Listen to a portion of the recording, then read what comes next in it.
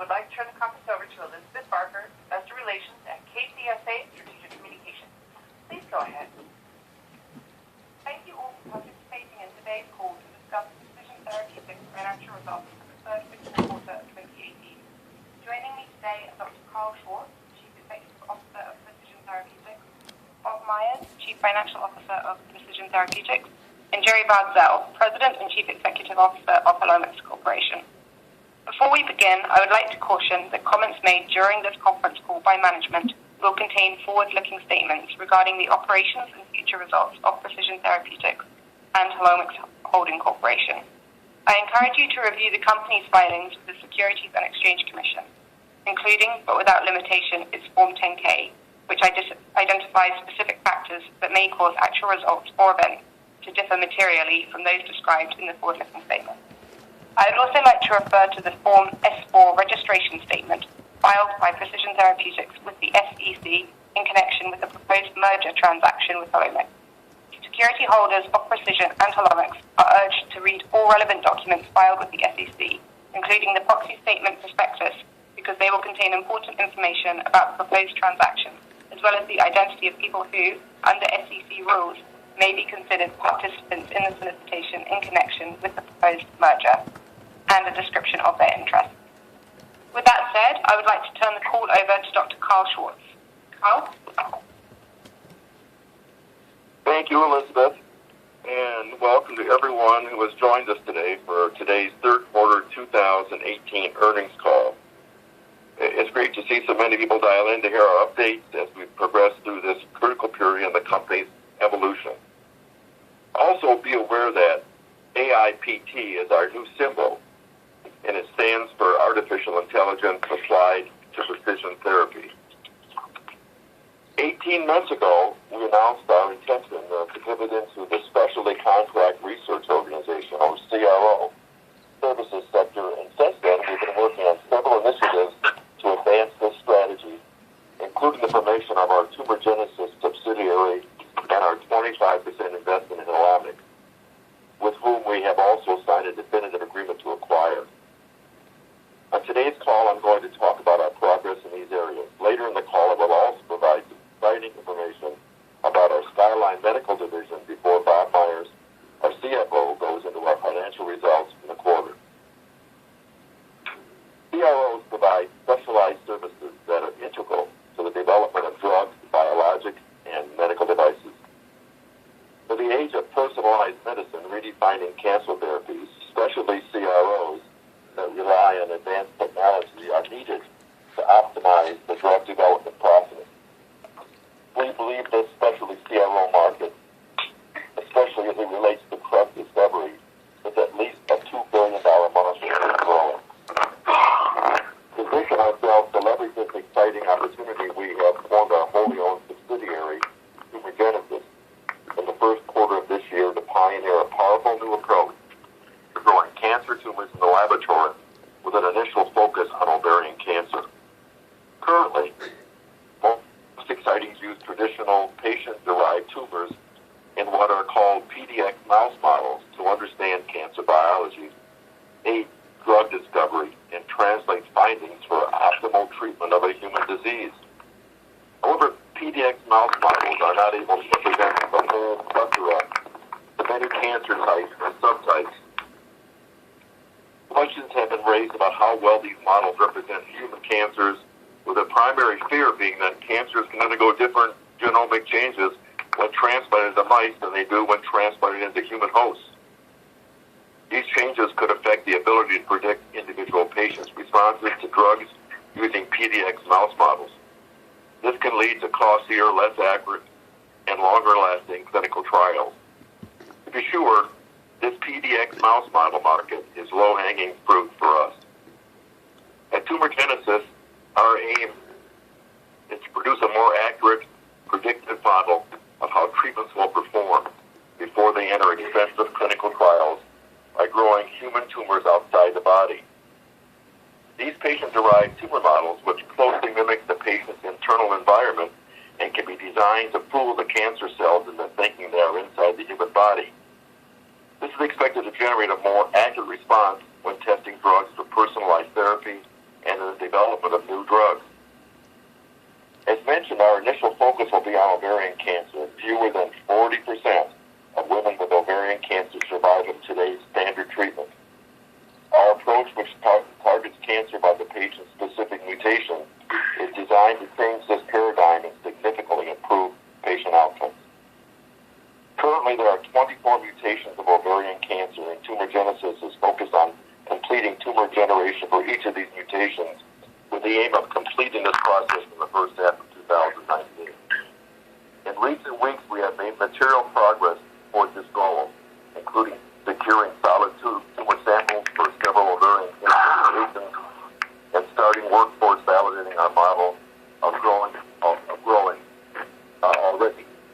Already, Tumor Genesis has developed a discovery kit, which we are selling for $2,500 each using this technology for screening of these ovarian cancer cell types. The development of this kit was the first major milestone in our quest to grow human tumors outside the body, and the kit is now being made available to clients of Tumor Genesis for the whole cell screening and clinical research project. The next three major milestones include: 1, identifying the peptide and structure needed to grow a tumor; 2, selecting the one that works the best; and 3, growing a tumor exogenously. We expect that these tumors will be in drug discovery projects with pharma at Hellenic SKLN Lab as part of our CRO services offering. Upon completion of these next milestones, researchers will be able to pool ovarian cancer cells in the growing as if they were cells of the patient. This will help our pharmaceutical clients research and develop new drugs or identify a combination therapy with previously approved drugs to improve patient outcomes. The progress we have made at Tumor Genesis in just a few months is encouraging and has firmly positioned us as a unique CRO. First, we are breaking new ground on our effort to grow tumors outside the body. Another very significant differentiator is the application of artificial intelligence within our CRO platform. I'm now going to give the call over to Jerry Barzell, President and CEO of Hellenic, to discuss this further and to provide further updates at Hellenic, in which we have a 25% ownership stake. Jerry? Thanks, Carl. Hellenic has continued to execute on its business model in Q'3 through its 3 complementary business pillars, all of which are revenue generating with growth strategies in place. As a reminder, our pillars are as follows: CRO services, the D-Chip, which is our artificial intelligent platform for drug discovery, D-Chip being our digital clinical health insights platform. Clinical testing for oncology centers, which is our precision oncology insight pillar. Let me begin by talking about our boutique CRO offering, which dovetails with what is happening at Tumor Genesis and supports Precision Therapeutics' position as a contract research organization. Our CRO go-to-market strategy is driven by our artificial intelligence platform applied to our database, which has 150,000 tumors in it currently and is growing. Our goal is to leverage this platform into the drug discovery market with our pharmaceutical and diagnostic clients to usher in the next generation of precision cancer therapies. We are positioning ourselves as a key partner for driving the discovery of new precision therapies, from target biomarker discovery through drug screening and patient stratification and screening for clinical studies to companion diagnostics. In Q'3, we signed a major deal with a patient advocacy group, the National Alopecia Areata Foundation. One of our key differentiators was our ability to offer a full service of specimen storage and processing. This means we will store, process, and perform tests to identify specific mutations on demand for researchers that access this registry. This contract will generate both project fees and recurring revenue over many years. We have also made progress with our biorepository services as part of our CRO services to address the needs for specimen lifecycle management from transport through storage to processing and destruction. With over 20 years of experience in shipping live tumor tissues, Hellenic helps clients with all aspects of specimen logistics, from study study site collection to transport to the Helomics facilities and to other laboratories. The recent signing of the National Alopecia Areata Foundation contract includes our biorepository services, with additional proposals in the pipeline. Finally, the build-out of our D-Chip, our AI-powered bioinformatics platform, continues as we continue to add to our large repository of genomic and drug response profiles from the initial 150,000 anonymized clinical tests performed on their own patients' tumors. The Helomics D-Chip knowledge base is unlike other databases that just contain genomic information, as it is unique in linking together genomic data and phenotype data, i.e., how the tumor responds to drugs. We have also signed deals for D-Chip, which will not only generate revenues from our informatics platform, but will also generate revenues from additional NGS sequencing as we perform as part of these contracts to generate additional data going forward.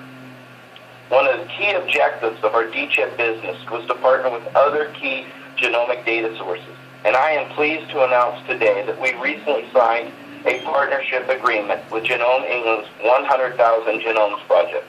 Through this partnership, we have the use of very expensive whole genome sequencer, and we have access to the data they have generated on patients' entire DNA, which allows us to build out D-Chip, especially in the area of ovarian cancer.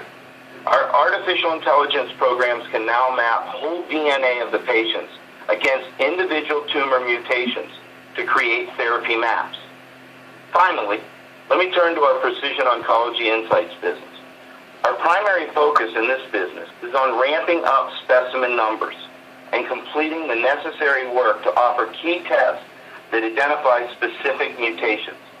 The Precision Oncology Insights business captures upfront revenues from the patient testing.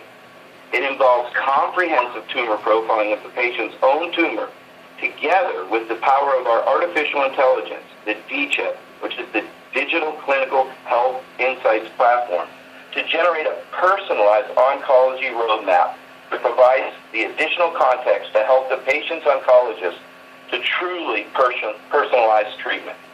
We continue to make progress with our outreach program to existing oncologists.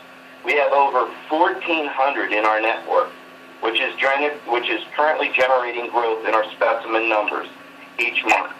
Our initial efforts of the outreach program have resulted in dialogue with over 150 plus previous senders and 10 current senders. We look for this to continue to grow in Q4 and throughout 2019.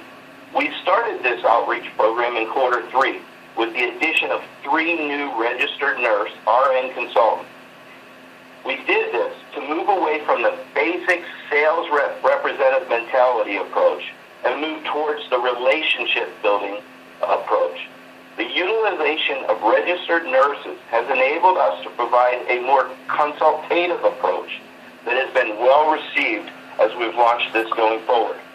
These specimens represent revenue from the clinical testing business through reimbursement, plus additional revenue for our other 2 integrated verticals in the form of data for the D-Chip and 2, as it's appropriately consented material for our drug discovery services.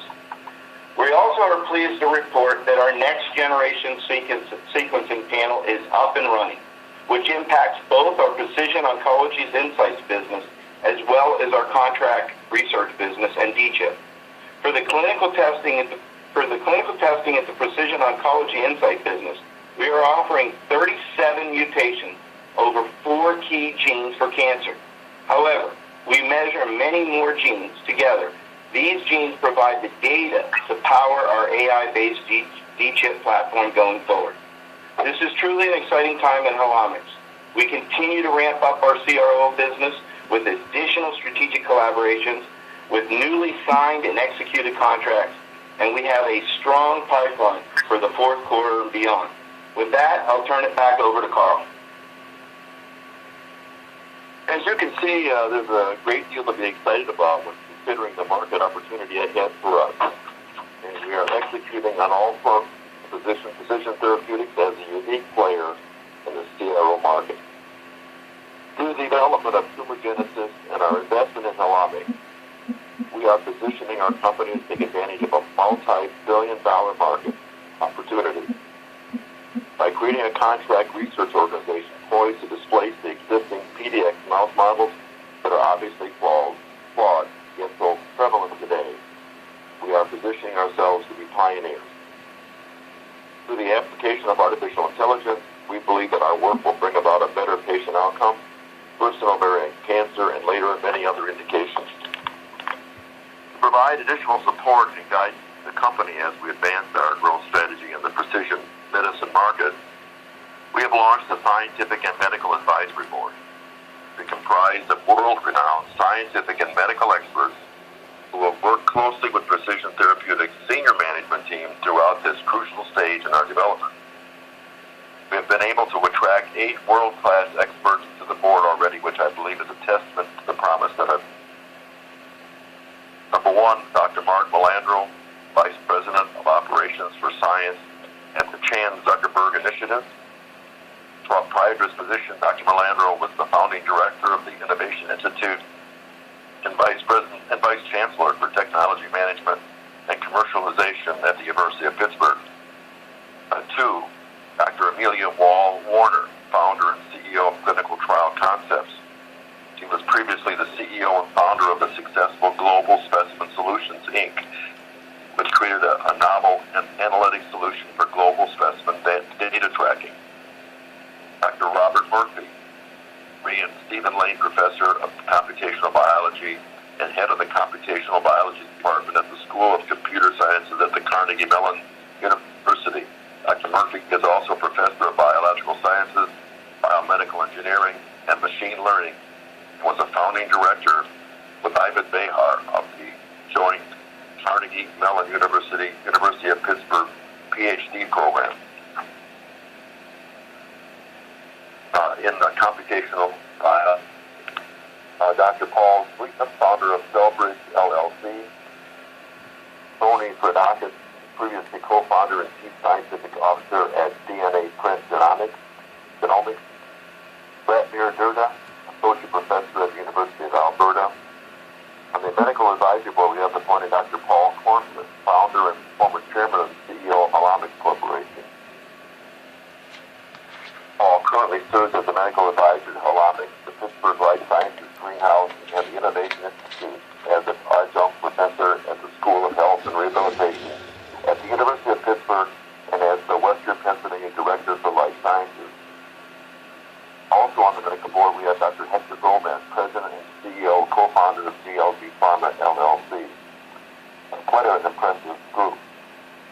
Their combined skills and experience will cover molecular biology, bioinformatics, forensic DNA, and clinical drug development, as well as establishing and growing new, highly successful businesses. We consider these advisors important to the future of Precision Therapeutics, and I would encourage you to read more about each of them through the press releases that we have issued over the past few weeks, which includes detailed biographies for each of them. With that, I'd like now to move into Skyline Medical Division, where we have several very positive developments to discuss related to our sales strategy for the StreamWave system. During the third quarter, we sold 10 units, including one which took place outside North America. This was the first time we had recorded any sales outside of North America, which is a turning point for us, as it represents the opening up of a much larger market. While we are pleased to be gaining considerable traction internationally, this coincides with a change in the direction of our U.S. operations that will impact sales. We have been approached by a number of large hospitals and medical centers that expressed interest in purchasing the StreamWave, but provided feedback requesting certain modifications to address the needs of all facilities, especially those with poor vacuum. We have therefore made the decision to temper our U.S. sales efforts, implement certain modifications, and then focus on ramping up domestic sales in 2019. To that end, we are releasing our Generation 3 StreamWave that uses the hospital's vacuum supply in Q1 2019, followed by an enhanced version of the StreamWave called the StreamWave Plus, which has an onboard vacuum. As a result of this decision, our StreamWave sales fell short of our predictions for for the year. However, we believe this will be the best approach to maximize our total U.S. sales potential, and we strongly believe we will recapture those missed opportunities and then some with improved strategy. Compared to the Streamway Plus is 50% smaller than the previous model, which frees up space in the operating rooms and procedure rooms. It also is quieter and, most importantly, has a powerful, efficient onboard vacuum pump to satisfy any fluid evacuation requirements. This vacuum pump was something that medical centers have requested, and we believe will enable us to generate significant sales next year. The new Streamway Plus is nearly complete, and we expect to receive a 510K approval from the FDA in time for us to commence sales other than the first half of 2019. To support our revamped growth strategy, we are hiring several additional salespeople that have decades of experience in the OR and medical device field. At the start of the year, we had only 5 sales reps, which, of course, limited our capacity to form new relationships in the medical field.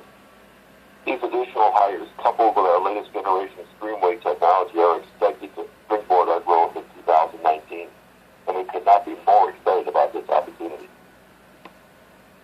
In the meantime, as I alluded to earlier, our international sales efforts have already gained significant traction.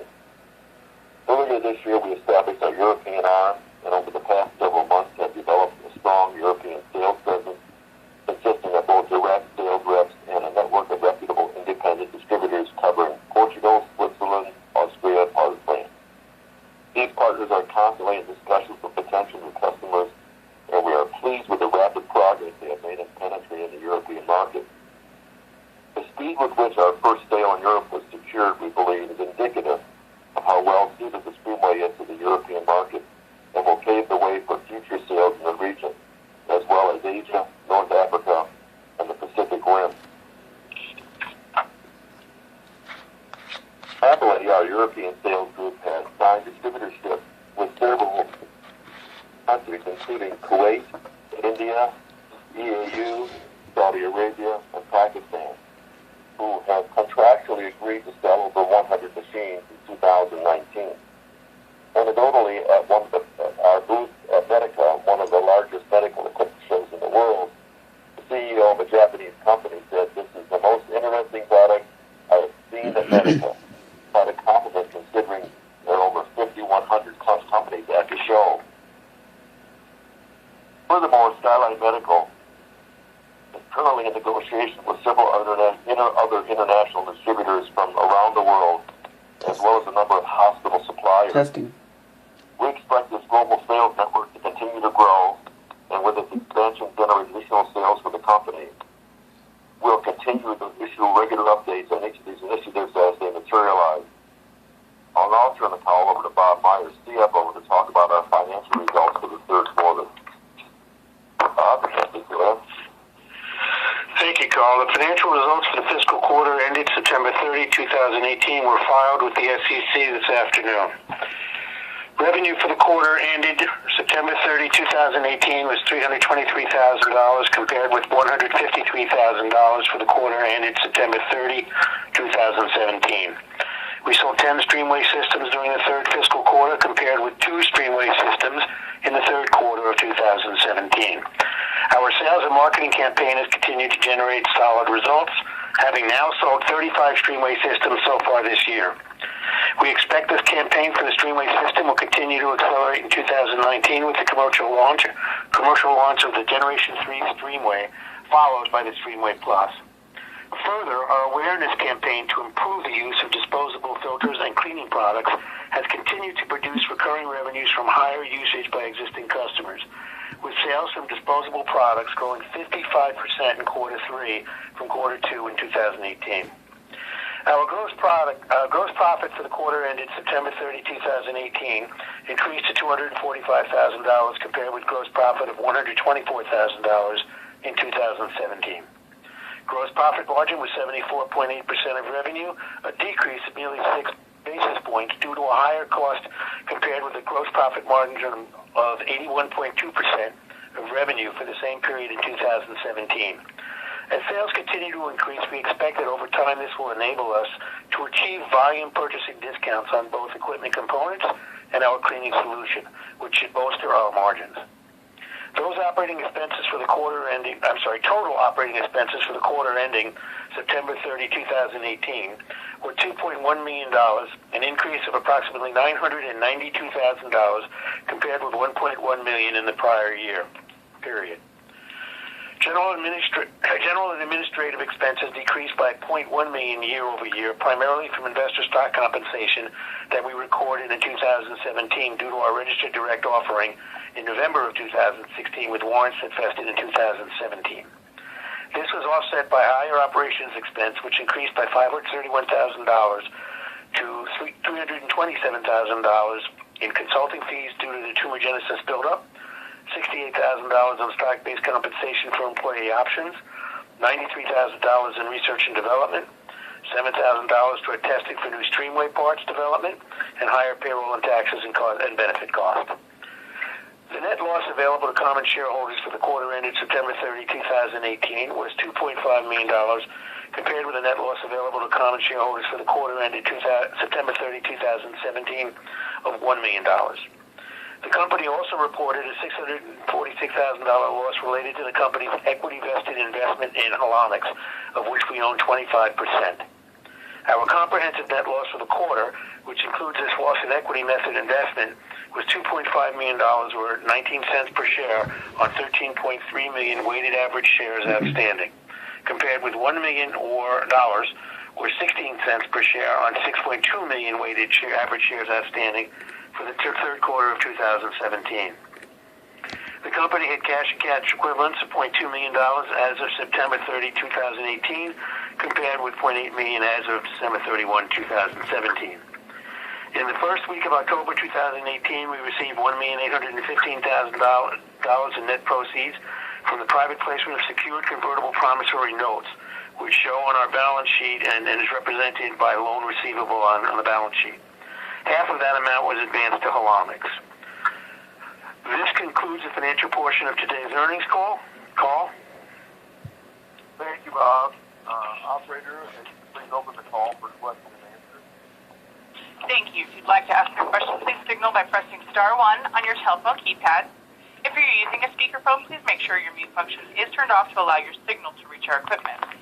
Again, press star 1 to ask a question.